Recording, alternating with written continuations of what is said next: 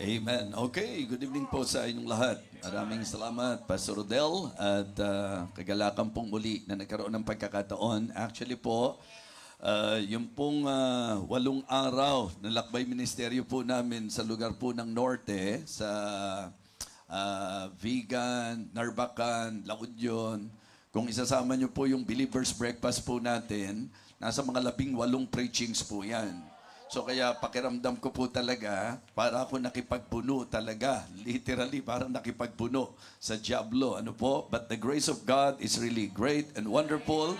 And I can say that the reason why nagagawa po natin ito, it is because of His enabling grace. Kaya naman, lagi ko pong gustong bigyan ng panahon na i-express ang aking pasasalamat sa mga tumatayong prayer warriors po ng inyong lingkod. So thank you so much for always praying for me.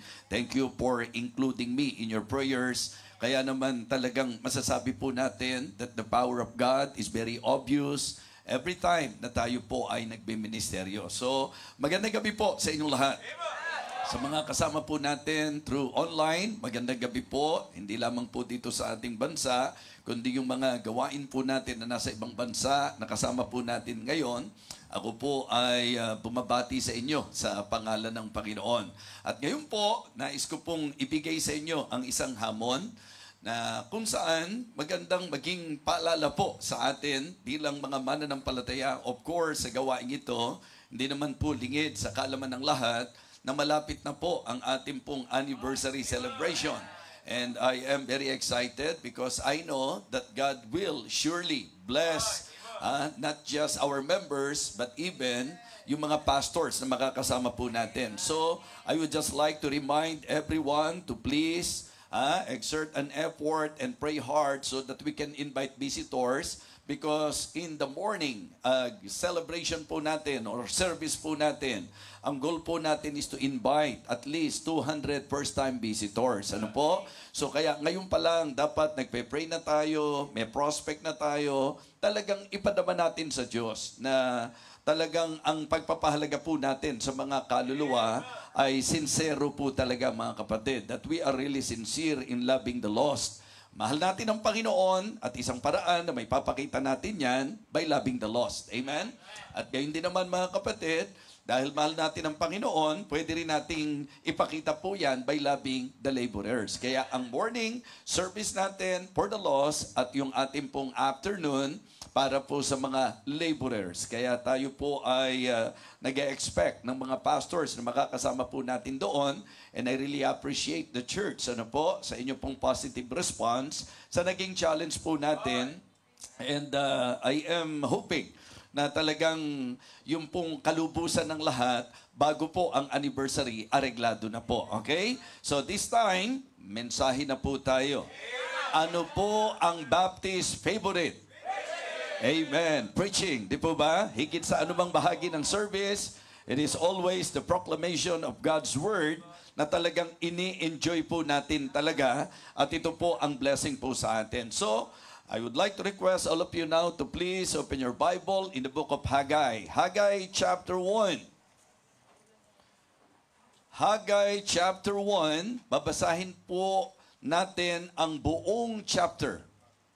We will be reading the whole chapter, and I want you to read our text with me. Basahin po natin the whole chapter, and please try to understand as we read the whole chapter of Haggai chapter 1. Kung ready na po kayo, let me know by saying amen.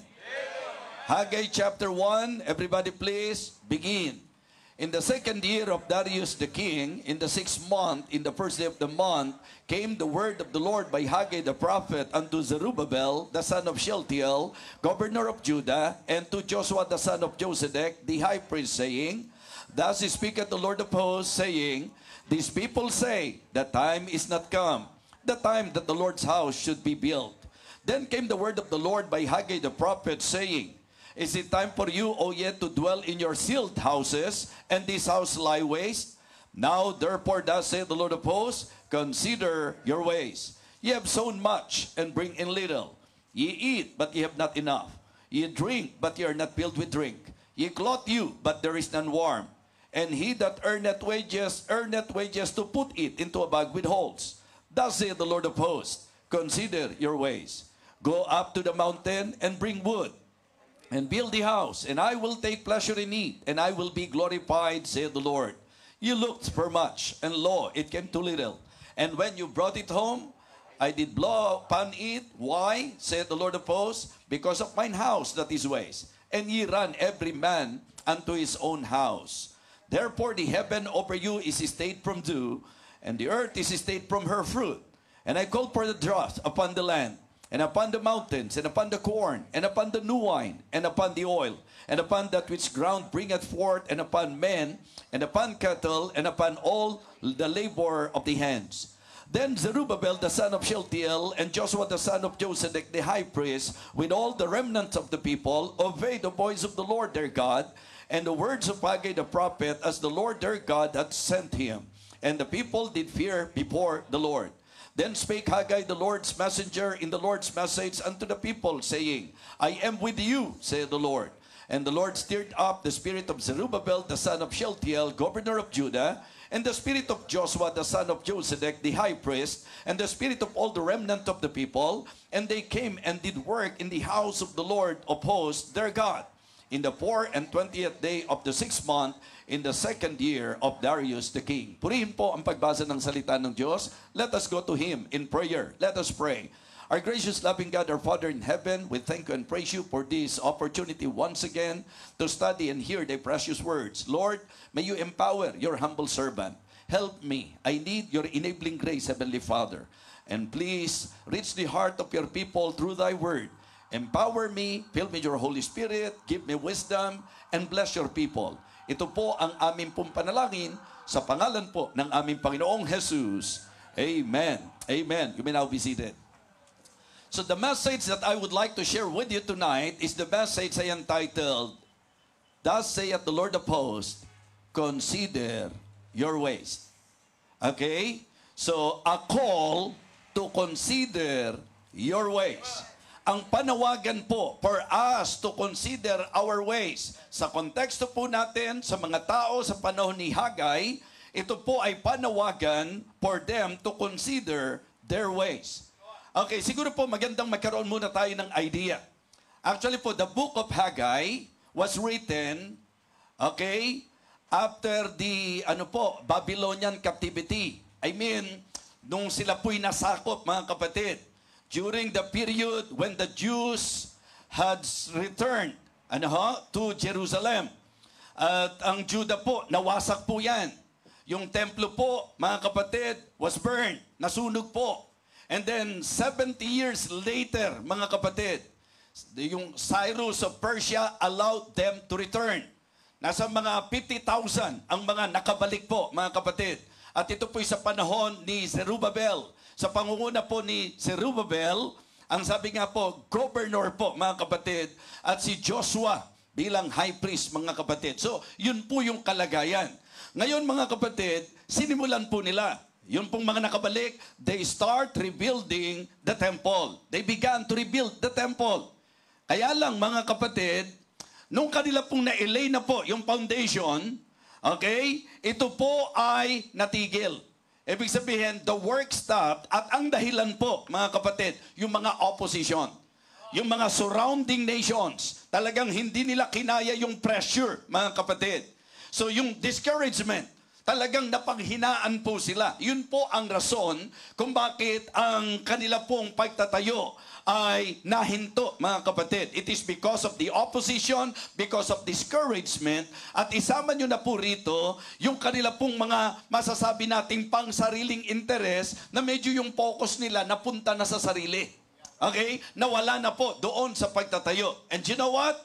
For 16 years, ito po'y natiwangwang, mga kapatid.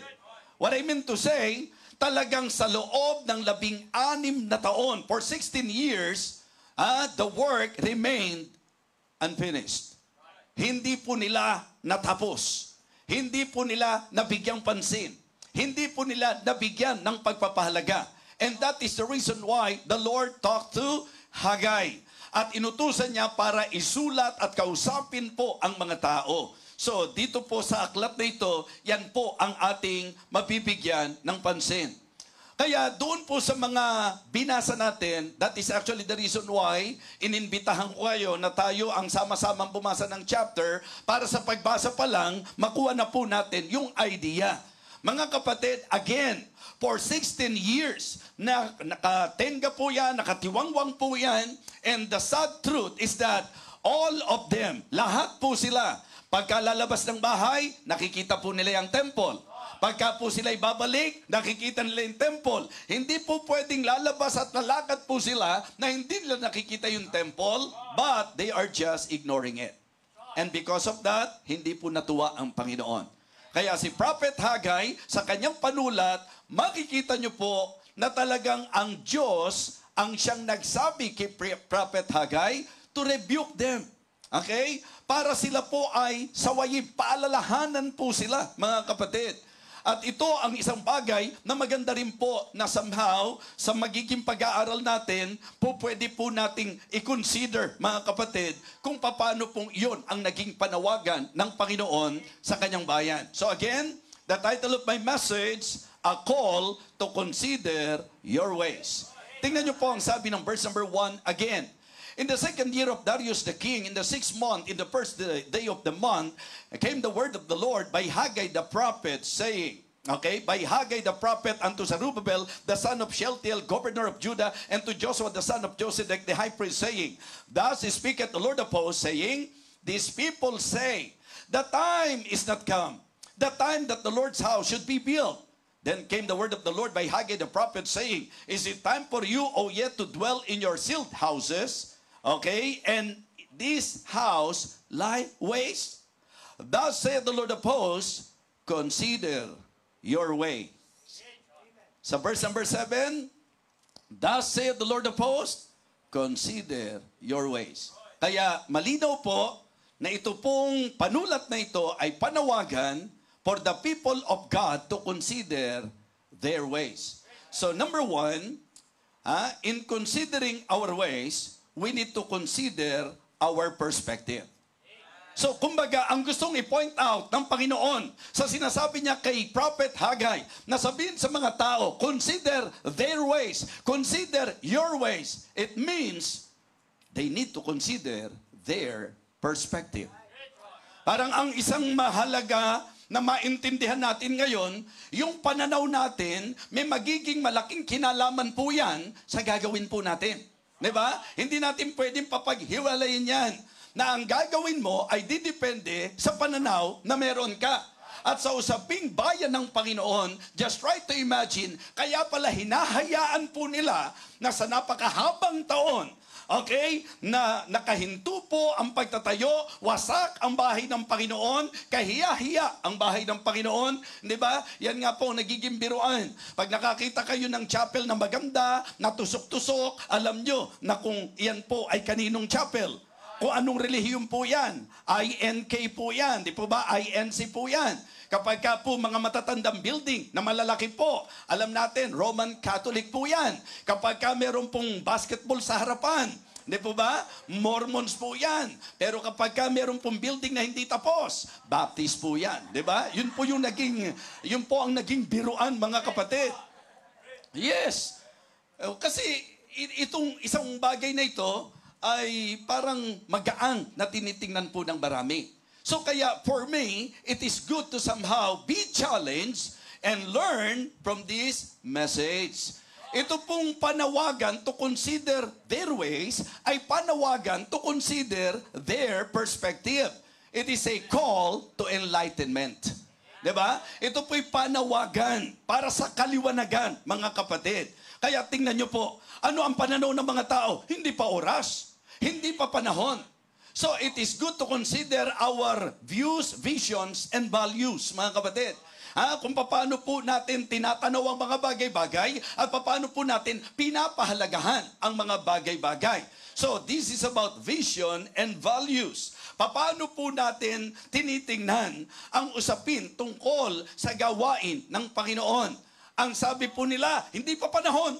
Hindi pa panahon para itayo ang bahay ng Panginoon. Actually po, yan ang kadalasang nagiging problema ng marami po kahit nung panahon po ng ating Panginoong Jesus sa kanyang mga disipulo, na ang pananaw ng mga disipulo, meron pang 4 na buwan bago ang pag-ani. Remember that story? Diba? So, sinasabi po ng mga disipulo ng Panginoon, may 4 months pa and then cometh harvest. Sabi ng Panginoon, lift up your eyes, look on the fields, for they are white already to harvest. Mga kapatid, almost the same ang pinakakonsepto. Sa paningin nila, hindi pa panahon. Sa paningin nila, hindi ganun kahalaga pa yan. Okay? So how about us tonight? Pag pinag-usapan gawain ng Diyos, gaano kahalaga sa'yo? Ano ang pananaw mo sa usapang bahay ng Panginoon? Ano ang pananaw mo sa usapang gawain ng Panginoon? Gaano mo ito pinapahalagahan? Yan po ang challenge na nais ko po na iparating sa bawat isa sa atin in considering this story. Ang panawagan ng Panginoon for them to consider their ways ay panawagan for them to consider their perspective. Kaya sabi niya, Prophet Haggai, sabi mo sa mga taong yan, kasi ang sinasabi nila, hindi pa time. Hindi pa time para itayo ang bahay ng Panginoon. Sabihin mo sa kanila, Prophet Haggai, is it time for you to dwell in your sealed houses and this house lies waste? Imagine 16 years na. 16 na taon na nakatiwangwang po yan. 16 na taon na napabayaan po yan. 16 na taon na pinanatili nila na hindi po nagpapatuloy at hindi po natapos yung building. Tapos sa isip nila, sa pananaw nila, hindi pa panahon. Di ba? Kamusta ang ating pananaw? Baka meron po dito sa atin, magtatapat din ako sa Panginoon siguro pagdating ng panahon. Hindi pa siguro ito yung time. Kasi nasa kabataan ako, pwede kong i-enjoy ang aking kabataan. At saka na lang siguro ako. Kaya siguro meron pong Ecclesiastes 12 and verse number 1. Remember, now thy Creator in the days of thy youth, while the evil days come not, nor the years draw nigh, when thou shalt say, I have no pleasure in them. That is the problem, mga kapatid. Kapag ka ang ating pananaw ay hindi tama, magkakaroon po ng hindi magandang epekto sa usaping gawain ng Panginoon. Kaya hindi ako nagtataka na inabot ng 16 years na hindi nila natapos yung building. Why? Malaking kinalaman ng pananaw. Tama po? Malaki ang kinalaman ng pananaw. Minsan po, mahirap lang ako. Hindi naman siguro para i-expect ng Panginoon na magpa-participate ako, mag-i-involve ako ng sarili. Siguro pagdating ng time na mayaman na ako, mga minamahal, maniwala kayo, kung sa mahirap na kalagayan po natin, hindi natin magagawa na gawin sa Panginoon yung maliit na kakayahan natin, lalong mahihirapan po tayo pagka malaki na po ang kailangan nating ibigay. Mga kapatid, mga minamahal, itama natin yung ating perspective. May mga pagkakataon kasi. Isipin nyo po, gawain ng Diyos ang pinag-uusapan. Dito po, bahay ng Diyos ang pinag-uusapan. Tapos sasabihin nila, hindi pa panahon. Tapos pagka inaral nyo po yung kanilang sitwasyon, abalang-abala sila sa mga pangsarili, abalang-abala sila sa mga kanilang bahay-bahay. Pero yung bahay ng Panginoon, pinabayaan. Mga kapatid, mga minamahal, thus saith the Lord of hosts, consider your ways. So number 1, consider your perspective, a call to enlightenment. So the second point that I would like to share from this message, okay, is consider your priorities. And for me, it is a call for evaluation and examination. Ito ay panawagan para sa pagsusuri. Ito ay panawagan para po sa pag-i-evaluate, mga kapatid. A call for evaluation and a call for examination. Tingnan niyo po ang sabi ng verse number 5. Now therefore, thus saith the Lord of hosts, consider your ways. Ye have sown much and bring in little. Ye eat, but ye have not enough. Ye drink, but ye are not filled with drink. Ye clothe you, but there is none warm. And he that earneth wages to put it into a bag with holes. Thus saith the Lord of hosts, consider your ways. Go up to the mountain and bring wood and build the house. And I will take pleasure in it, and I will be glorified, saith the Lord. Here we can see that God is leading them through Prophet Haggai. Kinakausap sila ng Panginoon, unahin mo muna ang para sa Panginoon. Amen? Yes. Malaking problema Kapag ka ang priority, mali. Sa usapang Kristiyano, alam po natin yan. Lalo na sa ating panahon ngayon. Ang isa sa most quoted verse sa Bible ay ang Matthew 6:33. Ano po ang sinasabi ron? But seek ye first the kingdom of God and His righteousness, and all these things shall be added unto you. Yan po'y talata na nagtuturo ng tamang prioridad. And the same thing, as I understand, the same thing na gustong i-point out ng Panginoon, inuna nyo ng inuna ang mga pangsarili nyo, inuuna nyo yung mga bagay-bagay na para sa inyo, pinabayaan nyo ang para sa Panginoon. Mga kapatid, ito pong panawagang ito ay may kinalaman sa tinatawag nating evaluation. Diba? Evaluation. Examine your focus. Evaluate your failures. Maganda po na tingnan natin. Kamusta ba yung ating tinututukan? Kamusta ba yung ating pinapahalagahan? Kamusta ba yung ating inuuna? Ano ba ang masinesentruhan ng ating buhay? And then, maganda rin po na mag-evaluate tayo sa ating pong pagbagsak, sa ating pong paglihis, sa ating pong pagkasira, sa ating pong pagkalayo, sa ating pong pagkakamali. Examine your focus and evaluate your failures. Mga kapatid, pansinin niyo po yung sabi ng verse number 6. Diba? Ye have sown much and bring in little. Ye eat, but ye have not enough. Ye drink, but ye are not filled with drink. Ye clothe you, but there is none warm. And he that earneth wages to put it into a bag with holes. Thus saith the Lord of hosts, consider your ways. And then, anong sinabi sa kanila? Punta kayo sa bundok. Go up to the mountain and bring wood and build a house, and I will take pleasure in it, and I will be glorified, saith the Lord. Amen? Mga kapatid, tinuturuan po sila na dapat matutunan nyo na bago pa ang lahat ng bagay, yung para sa Panginoon muna. Amen? Pagka ikaw magbibigay, wag yung tinanggal mo ng lahat, kung may matitira, tsaka mo lang ilalagay, yung para sa Panginoon, sapagkat ang isang Kristiyano na mayroong tamang prioridad, alam niya na sa lahat ng bagay, una muna ang Diyos. Sa isang linggo, ano ang dapat? Unang araw. Mga kapatid, sa ating pagbibigay, hindi yung lahat ng bills mo, inintindi mo, pero yung para sa Diyos, hindi mo binigyang pagpapahalaga. A-attend ako pag may time. A-attend ako pag wala akong gagawin. Mga kapatid, ganun ba ang tingin mo sa Diyos na sinasamba mo? Make God our priority. Siyang dapat una. Diba? So, dapat ang Diyos ang una sa buhay natin. Kaya ito ang dapat susuriin ng bawat mga Kristiyano. Kung sa panahon ni Prophet Haggai, ito yung sinabi ng Panginoon, consider your ways, na ang idea po, consider your perspective, consider your priority, and it is also good to learn from this message, diba, to consider your problems. Diba? Meron ba kayo nakitang problema sa panahon ito? Kapatid, sa palagay nyo, hindi po ba problema yung kumakain ka, hindi ka nabubusog? Malaking problema yon. Laki-laki mo na, hindi ka pa nabubusog. Hindi na kakain yung ginagawa ng iba. Lamon na nga eh. Lamon na eh. Diba? Mga kapatid, ito po ay mensahe na nagbibigay sa atin ng paalala kasi mga kapatid, ang goal natin, kaya tayo kumakain para mabusog. Pero nung sabi niya, ye have sown much and bring in little.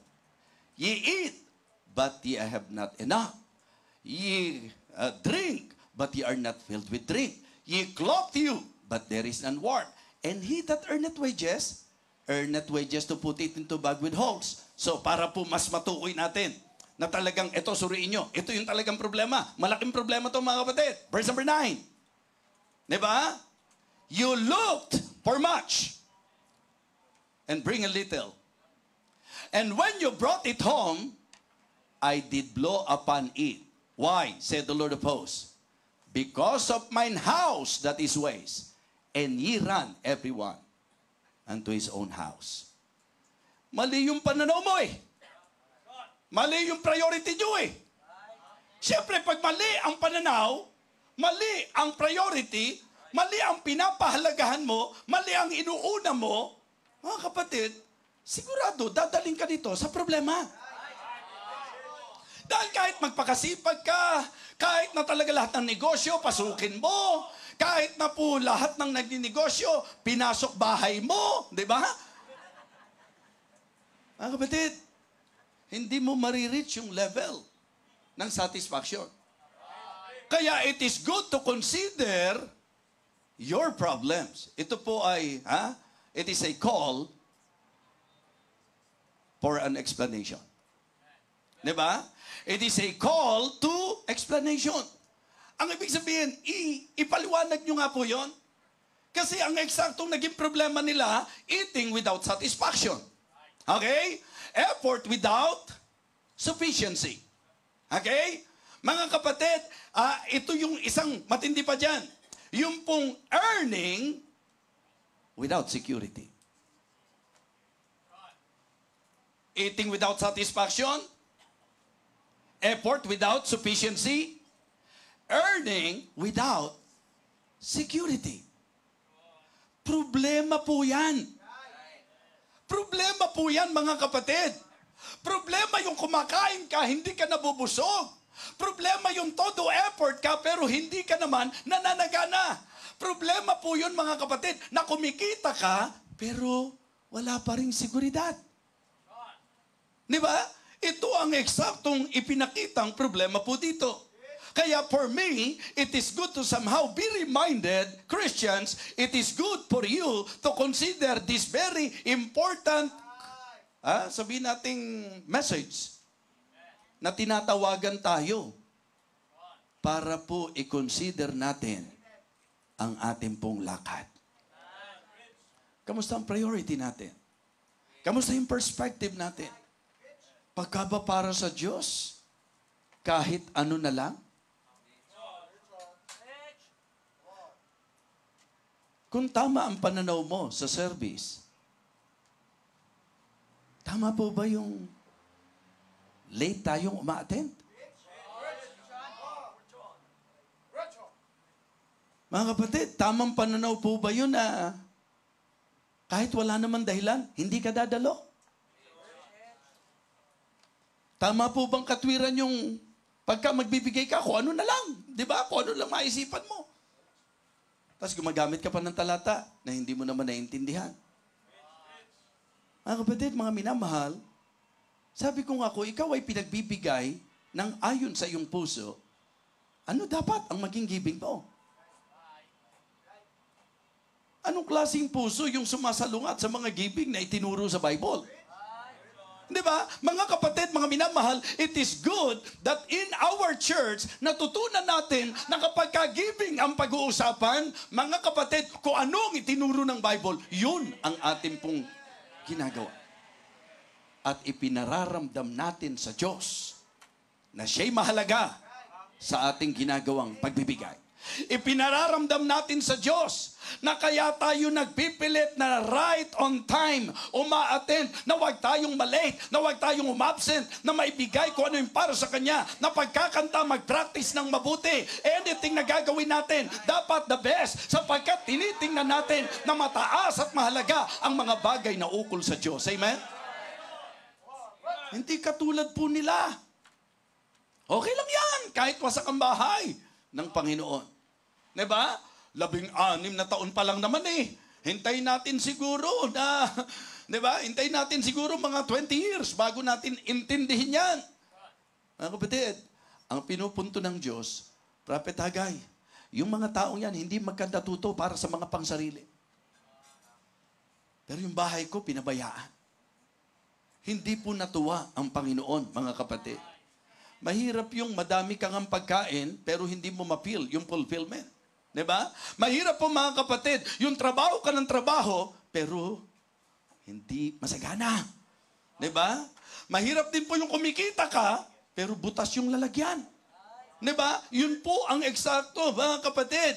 Sa madaling sabi, sa usapang kapaliwanagan, withheld ng Panginoon yung blessing to bring His people back to obedience. Ibig sabihin, kaya po talaga may mga pagkakataon na i-hold ng Panginoon yung blessing na dapat sana ibibigay niya para matauhan po tayo at tayo po'y para tawagin pabalik sa pagsunod sa kung ano yung kalooban niya. Amen? Mga kapatid, lahat ng gawa natin dapat batay sa ating pagsunod sa kung ano kalooban ng Diyos. Kaya you better examine. You better check. You better evaluate. Consider your ways. Consider your perspective. Consider your priorities. And consider your problems. Amen? Mga kapatid, maliwanag po na ito ay malaking problema. So, anong kailangan natin ngayon? Encouragement. At ang encouragement po ng Panginoon sa kanila, verse 8. Sabay-sabay po, verse 8. Go up to the mountains and bring wood and build the house, and I will take pleasure in it, and I will be glorified, saith the Lord. So, ang goal natin, ang objective natin, is to please God and to glorify God. Amen?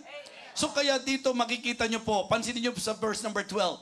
Then Zerubbabel the son of Shealtiel and Joshua the son of Josedek the high priest with all the remnant of the people, ang sabi po, obey the voice of their God, mga kapatid, and the words of Haggai the prophet, as the Lord their God had sent him, and the people did fear before the Lord. That is actually the good outcome and result.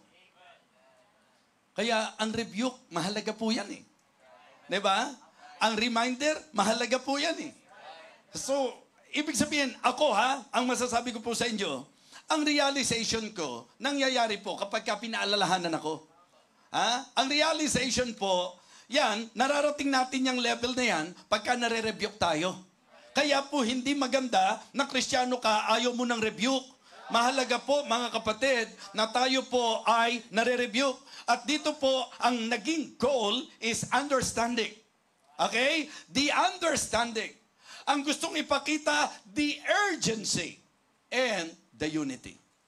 So kung papansin niyo po, ang encouragement po dito sa storyang ito, for the people to understand that their perspective is wrong, that their priorities is wrong, at ang reason kung bakit may problema, bakit nangyayari sa kanila, yung kanilang nararanasan, ang nais po ng Panginoon, maintindihan nila na ito ay dahil sa pagsuway. Mga kapatid, hindi po pwedeng susuwayin mo ang Diyos ng ganun lang yon. Titiyakin ko po sa inyo na ang pagsuway natin sa Diyos, ipaparamdam ng Diyos sa atin ang magiging bunga ng pagsuway natin. Kaya ang panawagan, sumunod tayo sa Panginoon. And the good thing about them, after that rebuke, after that reminder, after that panawagan, na magbalik po sila to consider their ways, mga kapatid, it is good na sila po, nung naintindihan nila, sumunod sila sa Panginoon. Kasi kung dadamihin nyo po, ang talagang pinaka-encouragement sa kanila is the understanding, the urgency. Hindi pagdating ng panahon, hindi po bukas kung ano yung pwede nang gawin para sa Panginoon. Ngayon, gawin mo na. Amen? Alam nyo, ang maganda po sa atin, di ba? Kung tutusin, every anniversary, yung church, kasado na yung isip. Kasi for the whole year, hindi muna natin iniintindihan kung ano yung presenting kailangang gawin para sa gawain ng Panginoon, yun po ang sinesentrohan natin. Kaya pag October, dyan na tayo nagsisimula ng panawagan para sa ating campaign para maging blessing sa mga servants of God. Hindi po ba, pag tinignan nyo po, what a noble, sabihin nating vision na talagang ang gusto natin, maka-encourage ng mga man of God. Kumbaga mga kapatid, yung maka-encourage ka ng Kristiyano, yung palang po, blessing na yan. Ang laking bagay yan. Pero ang ma-encourage mo, pastor, ang ma-encourage mo, missionary, ang ma-encourage mo, manggagawa ng Panginoon. Wow! Ang laki-laking bagay niyan. Amen? At ang nakakatuwa, hindi po tayo yung, sa isang taon meron tayong ganito dapat makumpleto nyo to. Kaya nga natutuwa po tayo kasi yung mga nagkukumit sa atin in 1 month time, talagang nai-accomplish natin. Kasi ang mahirap pong church, maraming commitment pero hindi pumapasok. Kasi magkukumit. For a year time po yan. For a year time. At pag malapit na sa deadline at hindi po naibigay, dahil po kahit makahawak ng pera, saka na lang, total sa December pa naman eh. Di ba? So pinagpala na po, saka na lang kasi malayo pa naman. Iba po yung mga Kristiyano na kaya hindi nabibigla, alam na niya kung ano yung para sa Panginoon. Di ba? So yun po ang maganda. Kasi meron pong mga sitwasyon na ang nagiging problema ng mga churches sa fellowship namin, kumbaga po sa 100% na nag-commit, minsan less than 50% lang ang tumutupad.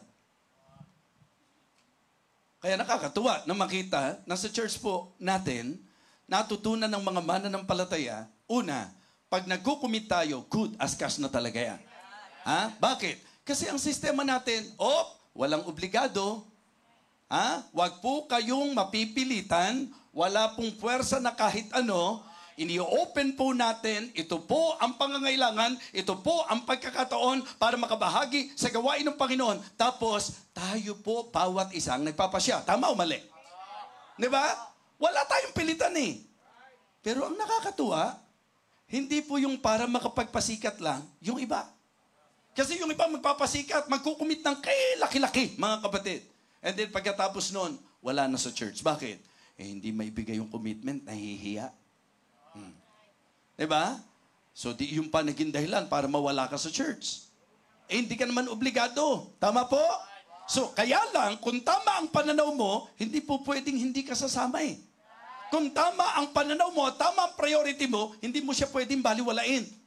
So kaya sabi ko, it is great, it is wonderful for the church na natutunan po natin that every time na may gagawin tayo para sa Diyos, una yan. Hindi natin siya nilalagay sa least consideration. Pagka para sa Diyos, ang pananaw natin, mahalaga yan. Amen?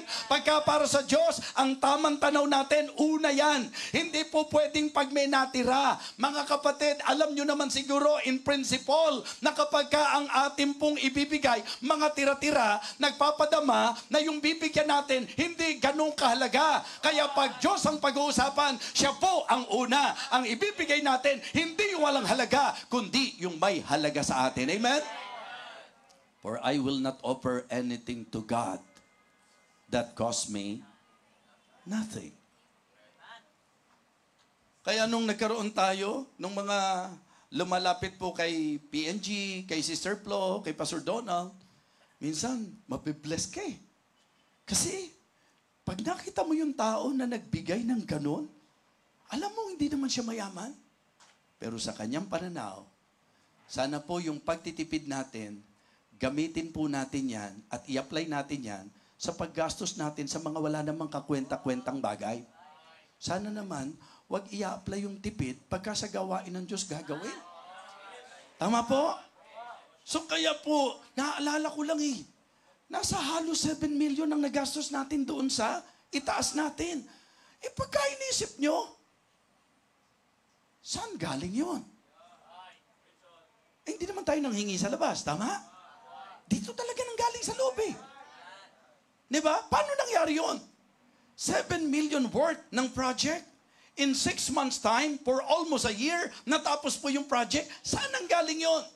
Sa mga mananampalataya, sa members, sa mga members ng church na ito na may tamang pananaw at may tamang prioridad na alam na ang magbigay ay hindi kalugihan, kundi susi upang tayo po ay lalong pagpalain. And the good thing is that we emphasize in this church na kaya tayo magbibigay, hindi para bida tayo, kaya tayo magbibigay para i-please natin ang Panginoon. Kaya nung sinabi niyang, go up to the mountains and bring wood and build the house, and I will take pleasure in it, and I will be glorified, said the Lord of hosts. Mga kapatid, kung papansinin niyo po yan, ipinaramdam na ng Diyos na talagang ikinasasaya niya kapag ka ang pananaw natin tama. Ikinasasaya niya pagka ang priority natin tama. Pero isang bagay na tinalakay natin, consider the problem. Bakit po ba nakakaproblema? Yung bang kumakain, hindi ka nabubusog. Diba? Yung todo effort, pero wala rin. Yung pong kumikita, pero hulog. sa lalagyang butas. Mga kapatid, yan po'y magandang maging warning sa bawat isa sa atin. So dapat, understanding.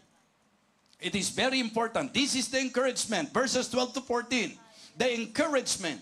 It is about the understanding. They recognize their wrong ways. Naintindihan nila na kaya pala ganito nangyayari. Minsan yung tithes ko, hindi ko pala na ibibigay. Kasi yung offering ko, ganito pala, ganyan pala. Diba? Kasi may mga pangangailangan ako na hindi ko naging concern kung ang makuha ko yung para sa Panginoon. Alam niyo po mga kapatid, isang bagay na dapat maintindihan nyo, na talagang ang Diyos, ang isa sa ginawa niyang programa para pagpalain ka, magtapat ka. Amen? Para pagpalain ka, sumunod ka. Ang faithfulness and obedience. Anong sabi? A faithful man shall abound with blessing. Hindi po pwedeng maging faithful ka nang hindi ka sumusunod sa Diyos. Tama po? So the understanding, nung naintindihan nila na mali ang kanilang paraan, sumunod na po sila mga kapatid. Ginawa na po nila ang kalooban ng Diyos at natakot sila sa Panginoon. Amen? Bagamat nililiwanag natin lagi na pag nababasa natin yung takot sa Panginoon, reverential fear po yan. Yung talagang mataas na pagkilala po yan. So the understanding, and then they realize the urgency, tama? Na hindi po, tsaka na. Kailangan gawin natin. Kailangan pahalagahan natin. Kailangan unahin natin. And then, the unity, mga kapatid. The unity, the people work together for God's glory. Sila pong lahat. Tingnan nyo, sabi po ng verse number 14. And the Lord stirred up the spirit of Zerubbabel, the son of Shealtiel, governor of Judah, and the spirit of Joshua, the son of Josedek, the high priest, and the spirit of all the remnant of the people, and they came and did work in the house of the Lord of hosts, their God. Amen? Wow! Ang gandang tanawin. Nung natauhan, dahil tinawag to consider their ways nung sila po ay namulat, naintindihan nila, nakita nila ang urgency, and with one heart and one mind, silang lahat ay nagtrabaho. Amen? So, ito po, mga kapatid, ay napakalaking bagay na talagang maikukonsider po natin. Kaya, I hope and I pray na ito pong message na ito ay naging enlightenment po. Nagbigay ng enlightenment, nagbigay ng liwanag sa bawat isa sa atin. Nawa ang mensaheng ito magdala sa atin sa evaluation and examination. And then, magkaroon tayo ng unawa kung paano natin ipapaliwanag yung mga nangyayari sa buhay po natin katulad ng kanilang naging sitwasyon. Ayong gabing ito, magbulay po tayo sa mensahe ng Diyos na ating napakinggan. Gaano kahalaga sa iyo ang mga bagay ng Panginoon? Sa anong bahagi ng buhay mo, binibigyan mo ng pansin ang mga bagay na para sa Panginoon? O marahil po, as you listen to the message, medyo na-realize natin na yung pong mga nagiging sitwasyon natin sa buhay, sa ating pong naintindihan, ito po ay dahil na rin sa mga maling gawi natin sa buhay natin bilang Kristiyano. Tumayo po tayong lahat.